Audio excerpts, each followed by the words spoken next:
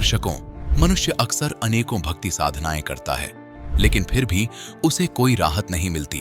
वह भगवान की तलाश इसीलिए करता है ताकि उसके सभी कष्टों का निवारण हो जाए। दर्शकों, कुछ ऐसी ही कहानी थी गुजरात के रहने वाले कल्पेश जी की। कल्पेश जी और इनका पूरा परिवार सभी पारंपरिक पूजा पाठ किया करता था। ये शिव जी, हनुमान जी और चामुंडा मां की पूजा किया करते थे तथा नवरात्रि, सावन जैसे अवसरों पर व्रत भी रखते थे। लेकिन फिर भी इन्हें इन सभी साधनाओं से कोई राहत नहीं मिली। इन साधनाओं को करते हुए भी कल्पेश जी के पूरे परिवार को अनेकों बीमारियों ने घेर लिया। लेकिन आज कल्पेश जी का कहना है कि मेरी व मेरे परिवार की पूरी जिंदगी बदल गई है। आज हम एक ऐसे संत की शरण में आ गए हैं जो वास्तव में पूर्ण परमात्मा के अवतार है, और वह संत कोई और नहीं बल्कि संत रामपाल जी महाराज ही हैं। दर्शकों, आखिर कल्पेश जी ऐसा क्यों कह रहे हैं? आखिर कल्पेश जी को संत रामपाल जी महाराज ने कौन सी जड़ी दे दी जिसका गुणगान करते कल्पेश जी नहीं थक रहे हैं? आइए सुनते हैं कल्पेश जी की कहानी उन्हीं की जुबानी। सर नमस्कार। नमस्कार। सर क्या नाम है आपका? मेरा नाम कल्पेश भाई शाह। कल्पेश जी कहाँ से आए हैं आप? मैं गांव छोटा उदेपुर गुजरात से आया हूँ। सर संत रामपाल जी महाराज से कब जुड़े आप? जी मैं 24 अक्टूबर 2010 को जुड़ा। संत रामपाल जी महाराज से नाम दीक्षा लेने से पहले आप क्या भक्ति साधना करते थे? जी हमारे घर में जो पारंपरिक पूजाएं हो रही थी, जैसे शिव जी की हम पूजा करते थे, हनुमान जी को हमने इष्ट बनाया था और चामुंडा माँ को हमने कुलदेवी के रूप में पूज रखा था। और भी जैसे नवरात्रा कर रहे थे और सावन महीने में हम शिव जी का महीने का हम उपवास रखते थे। तो ये सारी जो हमारे घर में चली आ रही थी जो पूजा थी, हम भी उसी को सत्य मान के पूजा कर रहे थे। जी सर संत रामपाल जी महाराज से कैसे जुड़ना हुआ आपका? क्योंकि आप गुजरात से संबंध रखते हैं और हजारों किलोमीटर दूर आप हरियाणा में संत रामपाल जी महाराज से जुड़े, कैसे? जी ऐसा हुआ कि हमारी जो बुआ जी हैं वो राजस्थान से बिलोंग करते हैं। तो उनकी लड़की को बीमारी थी, गठियाबाई हो गया था। तो वो एक बार उनका लड़का मेले में गया था, वहाँ उनको भक्ति सौदागर का संदेश, ये पुस्तक की सेवा कुछ हो रही थी उधर से। तो वहाँ से उन्होंने उस पुस्तक को ग्रहण किया और उन्होंने उस पुस्तक को घर पे लाए और वहाँ से सबसे पहले हमारी बुआ जी ने नामदान दीक्षा ली और अपनी लड़की जो बीमार थी उनको दीक्षा दिलाई और उनको बहुत फ़ायदा हो गया। तो हमारे पापा जी भी थे, तो वो भी भक्ति भाव में ज़्यादा रहते थे, इधर उधर घूमते रहते थे, क्योंकि हमारी आर्थिक परेशानी शारीरिक बहुत ज़्यादा घर में हो रही थी। हमारे मम्मी को भी दमा की बीमारी थी। मम्मी तो खैर चल बसे थे, बीमारी के कारण हम बहुत दुखी हो गए थे, हमारे परेशानी बहुत ज़्यादा थी। तो हमारे पापा जी इधर उधर घूमते रहते थे कि पता नहीं कहीं से कोई लाभ हो जाए, कहीं कोई अच्छा संत मिल जाए या कोई टोना टोटका वाला मिल जाए जिससे हमारा घर का उद्धार हो जाए, धंधा नहीं हो रहा था, ये सब बहुत सारी दिक्कत हो रही थी। तो उनको बुआ जी ने संपर्क करके बताया कि यहाँ पे एक संत आए हुए हैं हरियाणा में, संत रामपाल जी महाराज करके, आप उनसे दीक्षा लो, उनका ज्ञान सुनो। तो वहाँ पे जाने के बाद आपको हो सकता है कि आपका कष्ट निवारण हो जाए। तो सर क्या आप लोगों को जो कष्ट थे संत रामपाल जी महाराज से नाम दीक्षा लेने के बाद क्या वो ठीक हो गई? हाँ जी बिल्कुल।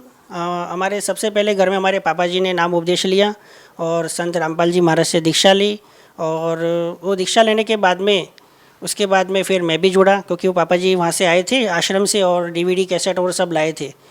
सर हम जिन भी लोगों का इंटरव्यू लेते हैं वो कहते हैं कि संत रामपाल जी महाराज से नाम दीक्षा लेते ही ठीक हो जाते हैं, जैसे ही वो आशीर्वाद देते हैं कैंसर जैसी भयानक बीमारियां ठीक हो जाती है। आपके परिवार में भी काफ़ी सदस्य बीमार रहे हैं, आपको भी बहुत सारी आपत्तियों का सामना करना पड़ा है।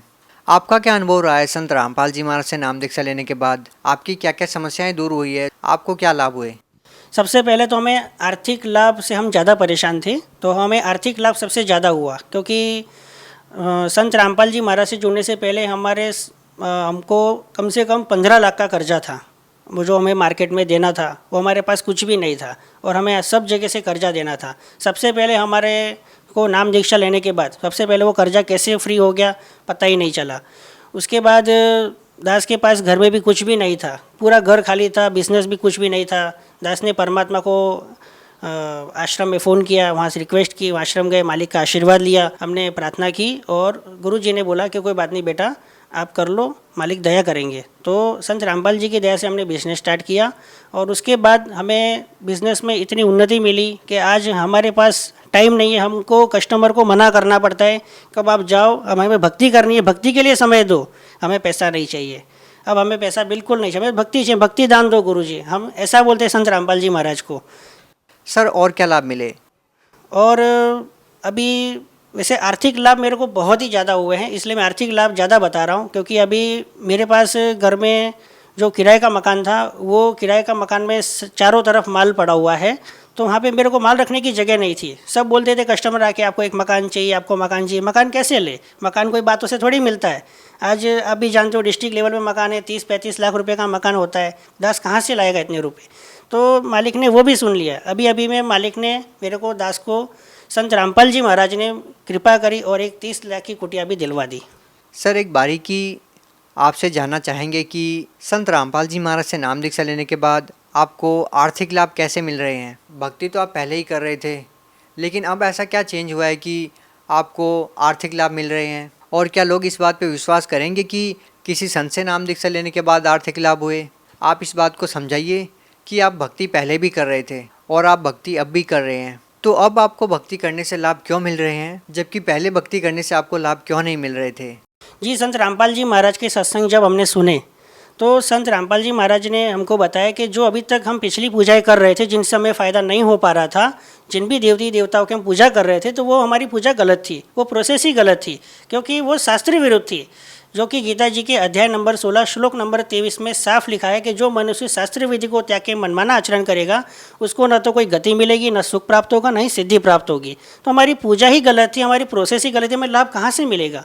तो संत रामपाल जी महाराज ने हमको सही दिशा दी, सही ज्ञान दिया, शास्त्र के अनुसार हमको भक्ति दी, जिससे उन मंत्रों के जाप करने से और उस विधि से हमको ये फ़ायदा ऑटोमेटिकली गुरु जी की कृपा से, संत रामपाल जी महाराज की कृपा से हमें प्राप्त हुए। जी सर यदि बात नशे और दहेज की करते हैं और उसको जब ख़त्म करने की बात आती है तो संत रामपाल जी महाराज का सबसे पहले नंबर पर नाम आता है।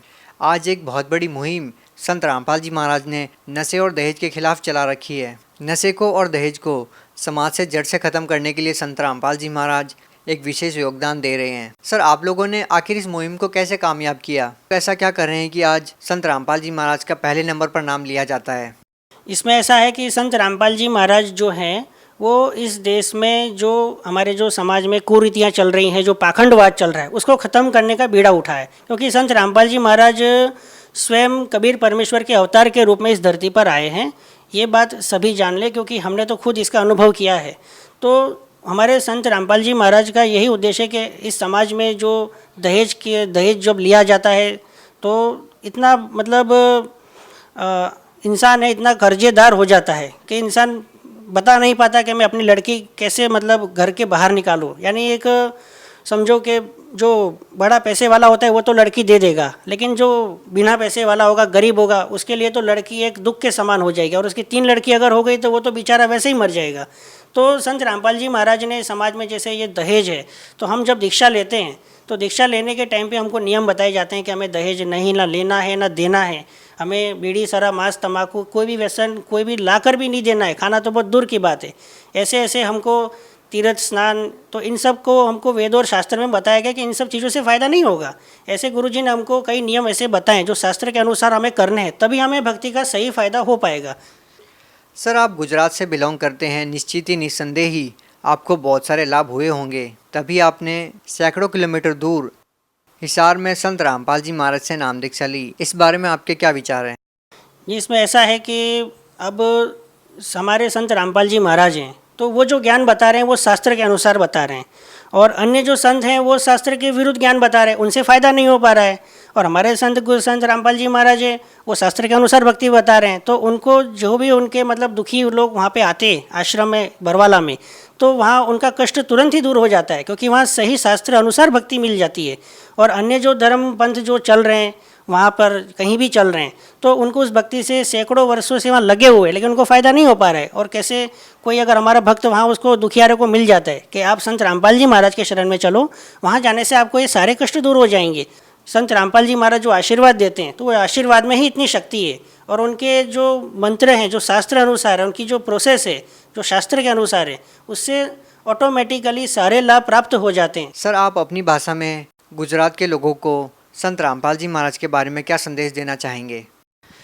હું તો બસ એટલું જ કહેવા માગું છું અમારા ગુજરાતના બધા જ ભાઈ બહેનોને કે સંત રામપાલજી મહારાજ અન્ય બધા જ ધર્મગુરુઓ જો એવું જ કહે છે કે તમે મારી પાસે આવો, હું ભક્તિ આપું છું, મને ગુરુ બનાવી લો, હું તમને આ મંત્ર આપીશ, તમે જાપ કરો.